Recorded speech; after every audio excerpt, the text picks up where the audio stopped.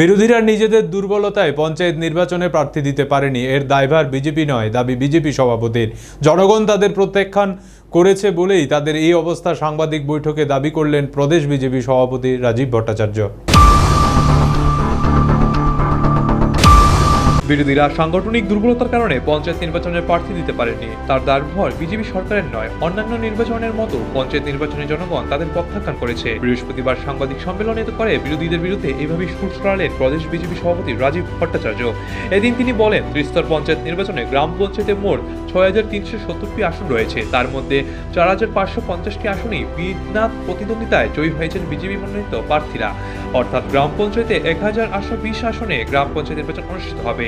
তেমনি পঞ্চায়েত সমিতি নির্বাচনে মোট আসন রয়েছে ৪২৩টি, তার মধ্যে ২৩৫টি আসনে বিজেপি বিনা প্রতিদ্বন্দ্বিতায় জয়ী হয়েছে। অর্থাৎ ১৮৮টি আসনে এবারে পঞ্চায়েত সমিতি নির্বাচনের লড়াই অনুষ্ঠিত হবে।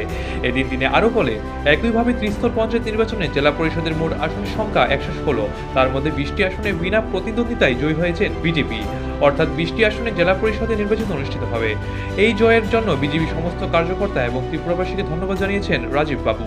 তার কথায় লোকসভা নির্বাচন এবং পঞ্চায়েত নির্বাচনের ফলাফলে স্পষ্ট যে জনগণ বিজেপি সরকারের পাশে রয়েছেন। প্রধানমন্ত্রী নরেন্দ্র মোদী এবং রাজ্যের মুখ্যমন্ত্রী জনগণের স্বার্থে যে উন্নয়নমূলক কাজ করেছেন তা প্রমাণ করেছেন নির্বাচনের ফলাফল। তার কটাক্ষ, সিপিএম এর রাজত্বে বহু কংগ্রেসের কর্মী ঘরছাড়া হয়েছেন, বহু কংগ্রেস কর্মী খুন হয়েছেন। আজ রাজ্যে বামগ্রেসের আঘাত হয়েছে। অন্যান্য নির্বাচনের মতো পঞ্চায়েত নির্বাচনের জনগণ তাদের প্রত্যাখ্যান করেছে। প্রথম প্রশ্ন হলো, গতকালকে আমাদের একটা বৈঠক।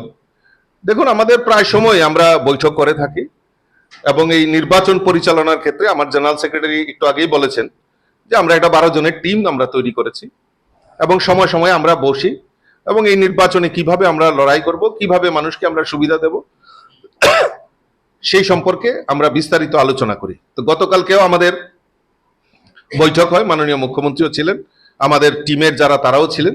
আমরা একটা সিদ্ধান্ত নিয়েছি, যারা যেখানে যেখানে আমরা বিনা প্রতিদ্বন্দ্বিতায় জয়ী হয়েছি সেই সমস্ত প্রার্থীরা পঞ্চায়েত সমিতি এবং জেলা পরিষদ তারাও বাড়ি বাড়ি যাবে, মানুষের সমস্যার কথা শুনবে এবং পঞ্চায়েত গঠিত হলে মানুষের এই সমস্যাগুলি প্রায়োরিটি বেসিসে কিভাবে সমস্যার সমাধান করা যায় তার জন্য আমরা আমাদের সংগঠনের তরফ থেকে সেটা নির্দেশ দেওয়া হয়েছে এবং সেটা আমরা সিদ্ধান্ত নিয়েছি।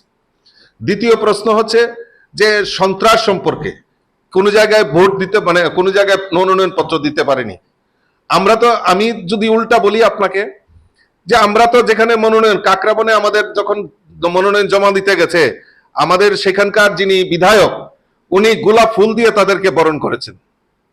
তারা প্রার্থী দিতে পারছে না, তাদের সংগঠন নেই।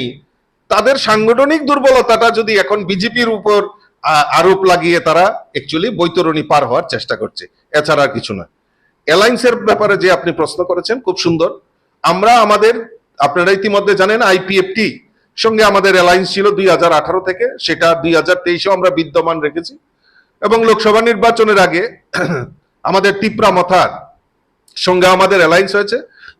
2 জন ওনাদের বিধায়ক আমাদের মন্ত্রী হয়েছেন, মন্ত্রিসভায় যোগ দিয়েছেন এবং এই পঞ্চায়েত নির্বাচনেও বিভিন্ন জায়গায় অ্যালায়েন্সের তাদের সঙ্গে আলাপ আলোচনার মাধ্যমে আমাদের কমলপুর, সালেমা, আমাদের বামুটিয়া, সিমনা, মোহনপুর বিভিন্ন জায়গায় অ্যালায়েন্সের মাধ্যমে তাদেরও প্রার্থী আমরা দিয়েছি। বিভিন্ন জায়গায় অ্যালায়েন্সের মাধ্যমে কিছু প্রার্থী তারাও দিয়েছে ত্রিপুরামাতার তরফ থেকে। এটা তাদের সিম্বল থাকবে।